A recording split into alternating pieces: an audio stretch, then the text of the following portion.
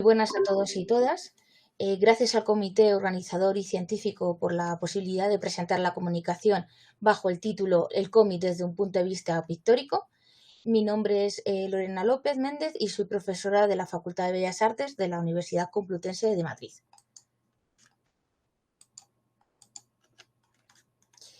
La investigación que presento a continuación es una investigación que inicié en el 2007, cuando todavía era estudiante, y que gracias a la temática del Congreso he podido retomar y ampliar desde el punto de partida que lo inicié.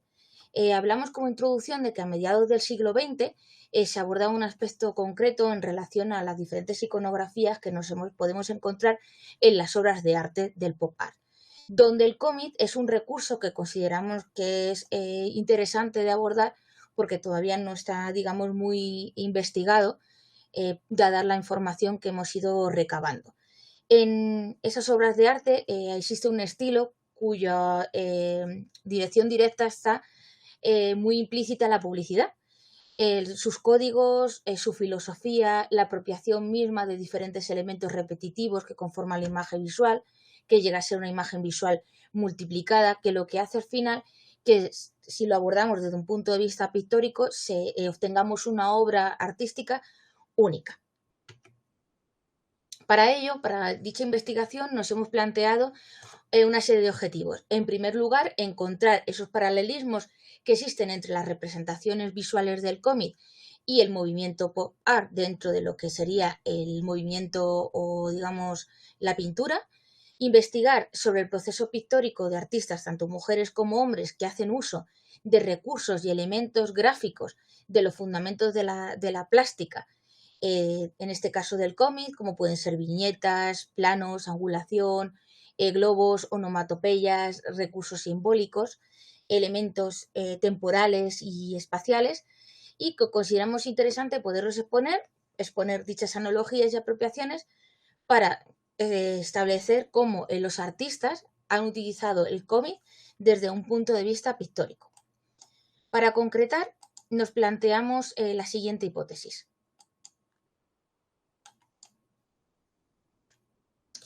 El cómic fue un recurso artístico y plástico para los y las artistas del movimiento arte pop, tanto en España como en Estados Unidos. Y dando discurso a lo que es el cómic de manera muy breve, porque todos conocemos en qué consiste un cómic, que es básicamente una historieta de un relato de imágenes, que pueden ser dibujos o ilustraciones, con o sin texto, y que generalmente están encerrados en viñetas, con onomatopeyas, en un soporte plano, estático, y que no está destinado a las grandes masas o a su consumo. Aquí hacemos un guiño a Ibáñez, que nos dejó recientemente, y considero que sus cómics podrían ser un buen referente de cara al futuro para las nuevas generaciones y un reclamo para incorporarlos de manera pictórica también. El cómic, si hablamos desde el punto de vista europeo, nos situamos en los años 70, ya que surgió en aquella época, e intenta hacer una ruptura el arte con el movimiento anterior, y lo que hacen los artistas es incorporar un carácter secuencial a su obra, incorporar elementos característicos de la cultura popular, construir nuevas narrativas a partir de esos elementos gráficos que decíamos anteriormente, y de esta manera queda implícita también dichos personajes propios de la cultura popular, como veremos a continuación. Como obras o artistas referentes, lo que hacen es desaparece el guión y se queda con aquellos elementos gráficos más potentes, de tal manera que construyen una memoria visual a través de una mitología de carácter popular, simplemente dejando el mensaje en elementos muy, muy básicos, incluso utilizando fetiches para acercarse al espectador sin, digamos, hacerle partícipe de la historia en alguna manera, ¿no? Sino que dejamos la imagen secuenciada, eliminando los grandes discursos. Uno de los principales referentes que encontramos en cuanto al cómic desde el punto de vista pictórico es Roy Lichtenstein. Sus cuadros eran amplificaciones directas de viñetas.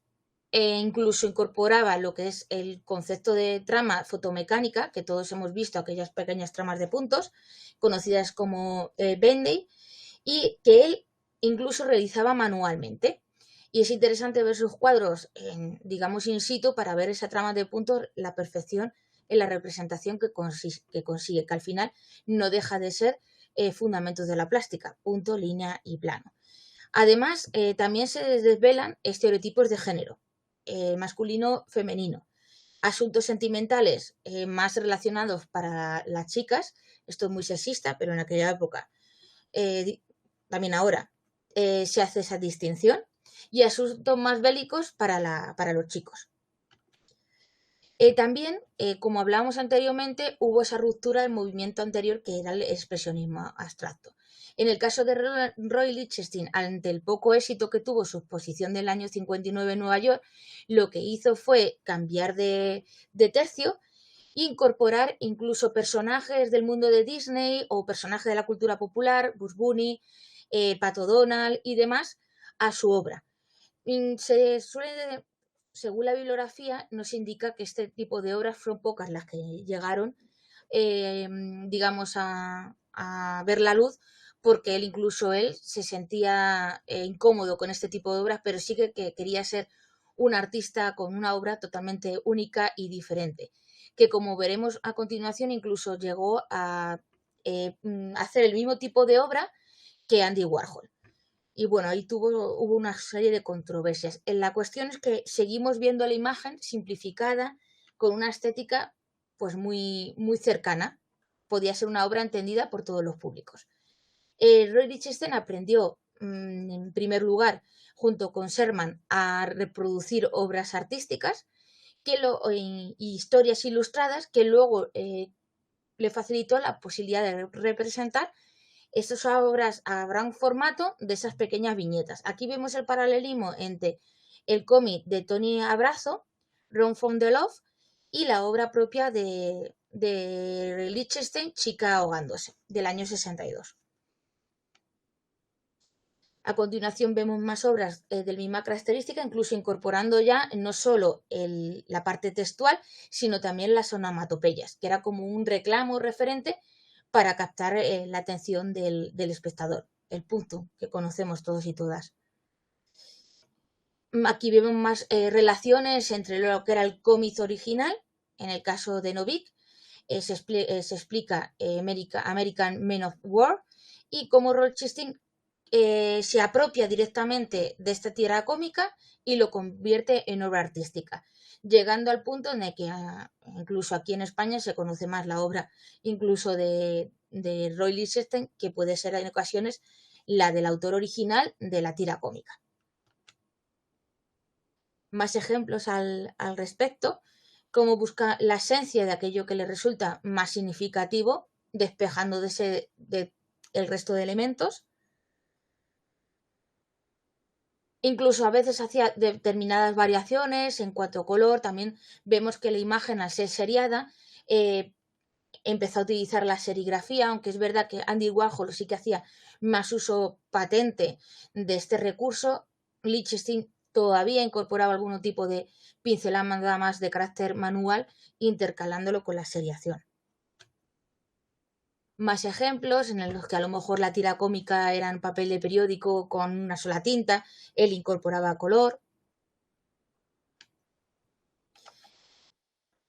En algún inciso en el que vemos cómo existe el estereotipo de género, la mujer rubia, normativa, etcétera, ¿no? Hay ese juego de contrastes que, bueno, a día de hoy seguimos consumiendo este tipo de imágenes. No quería dejarle de lado a las mujeres artistas. Es verdad que, aunque ha habido mujeres artistas en el arte pop, digamos que Marjorie Strader fue la única que de manera más simbólica incorporó conceptos de la cultura popular a su obra. Fue un artista estadounidense, formó parte también del movimiento arte pop en los años 60, y sus cuadros también son ampliaciones muy significativas porque se parecen en cierta medida a Roy Lichtenstein, pero ella fue un paso más allá, incorporando el volumen, lo tridimensional a su obra, como podemos ver a continuación en esta figura en la que, bueno, pues el elemento Pustun es una propia escultura, o las pestañas sobresalen y son volumétricas. Podríamos hablar entre un híbrido entre escultura y pintura, no dejando de lado la imaginería popular, el consumismo, etcétera. Las onomatopeyas, convirtiéndolo en la esencia de esa onomatopeya en una obra de arte. Andy Warhol, como mencionaba anteriormente, digamos que Lichtenstein y Warhol tienen como más cabida a lo largo de la historia del arte, porque la historia del arte es viva, orgánica y estamos reconstruyéndola, sobre todo las mujeres, a nivel de poder formar parte de esa historia del arte y que se reconozca el trabajo. Andy Warhol, conocemos sus sopas Campbell, determinadas obras, pero también utilizó las viñetas cómicas, la serigrafía.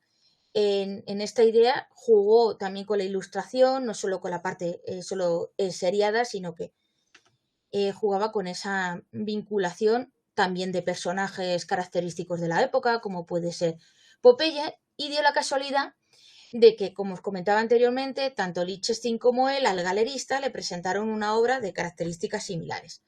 Lichtenstein lo que hizo fue volver un poco al expresionismo abstracto en el sentido de buscar la pincelada incorporarla en su obra, y sin embargo Andy Warhol se dedicó más a la producción en serie o a la repetición de ese mismo elemento sobre la superficie, creando pattern y retículas.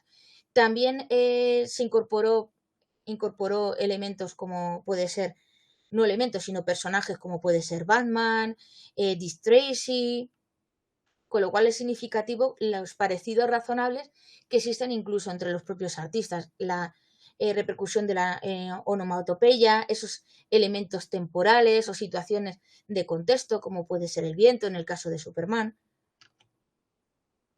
Y en el caso de España, tengo que seguir investigando qué mujeres han incorporado este tipo de, digamos, de estética a su obra, pero encontramos el equipo Crónica. Dentro del equipo Crónica, ellos hacen una crítica ideológica sobre la España más conservadora que sucedía en el momento, ¿no? Estamos ahí en una época de transición. Vincula no solo elementos de la cultura popular o personajes de dicha cultura, sino que también incorpora personajes más cool, por decirlo de alguna manera, y más cultos, entre comillas. Establecen una serie, igualmente incorporan los mismos elementos, pero digamos que la imagen no es tan limpia, sino que es mucho más recargada y comparte con sus artistas en el mismo plano el hecho de incorporar onomatopeyas, personajes y elementos, digamos, de la época que eran característicos. Por lo tanto, si hacemos un análisis, seguimos viendo incorporado esa selección, esa seriación y esa serie de categorías, ¿no? Que al final no deja de ser una repetición y una vinculación con lo que estaba sucediendo en Estados Unidos una década antes. Aquí vemos el equipo en concreto. Lo interesante del equipo Crónica es que utilizó también citas pictóricas de obras muy reconocidas a nivel español, como puede ser la obra de Picasso, aquí en El Intruso, o en la incorporación del personaje El Guerrero del Antifaz en la propia obra artística. Por lo tanto, digamos que hacemos uso de lo nacional para exportar o para contar y hacer una crítica más directa hacia lo que ocurre en nuestro país que no de manera global, ¿no? Lichtenstein o Warhol hacían una crítica, digamos, más hacia al consumo genérico y Equipo Crónica se centra más en lo que ocurre en España. También se utilizan modelos extraídos digamos, de Estados Unidos. En América podemos ver al ratón Mickey repetido en numerosas ocasiones, ¿no? Hasta que ya, digamos, lo tienes hasta en la sopa, incorporando algún guiño con referencia a otras imágenes más de otro carácter más periodístico, ¿no? Y se establece un juego de conexiones interesante. Vemos también un realismo digamos, en la incorporación de otro tipo de elementos, como los elementos naturales o los típicos soldaditos que cuando éramos pequeños, los de nuestra generación, compramos en el sobre sorpresa y aparecía, ¿no? Hay gestos de la época que es interesante. Equipo Crónica hace como esa unión, incluso incorporando elementos de Warhol o de Lichtenstein, como son las características onomatopeyas, el Dick Tracy o elementos de la cultura americana, ¿no? Más ejemplos de superhéroes y vinculados con obras como las obras negras de Goya, Les Meninas, ¿no? Al final hace referencia también a nuestra cultura, a obras emblemáticas como puede ser la obra de Velázquez, ¿no? La incorporación de elementos más de Disney que dan puntos de color a la escena, ayudándonos a hacer un análisis y un recorrido en espiral, en este caso. Como decía, la vinculación entre varios artistas. En Pim Pam Pum vemos claro esa vinculación entre los tres artistas. Lástima que no tuviésemos a la artista mujer también incorporada o algún guiño de ella. Y como conclusiones, para cerrar esta comunicación, aunque nos daría para más de los minutos que tenemos estipulados, diríamos que el cómic fue un recurso, está claro, es algo que no es algo anecdótico, sino que está fuertemente fundamentado de que es un recurso para los artistas, para acercar el arte a la sociedad, ¿no? De una manera más fresca. No hay que ser un gran erudito para ver una obra de estos artistas y entender qué es lo que nos están diciendo. Podría ser un recurso también para los artistas de hoy el hecho de poder, en vez de utilizar memes, incorporar el arte en concreto pictórico y convertirlo en meme. Sería también de hecho ya hay artistas que lo hacen, ¿no? Pero bueno, sería una manera de dar a conocer nuestra cultura en ese sentido. A día de hoy es escasa la documentación que existe al respecto. Hay que seguir investigando sobre el tema, sobre todo mujeres, que igual a mí se me han escapado en esta investigación, pero quería ser más o menos rigurosa en el sentido de encontrar esos paralelismos de manera muy, muy explícita. Aquí os dejo un pequeño ejemplo de obra de lo que podía ser ese posible meme, ¿no? Utilizando a personas de nuestro entorno, dándoles un significado y hablando de lo que ocurre hoy. Muchas gracias por vuestra atención y hasta pronto.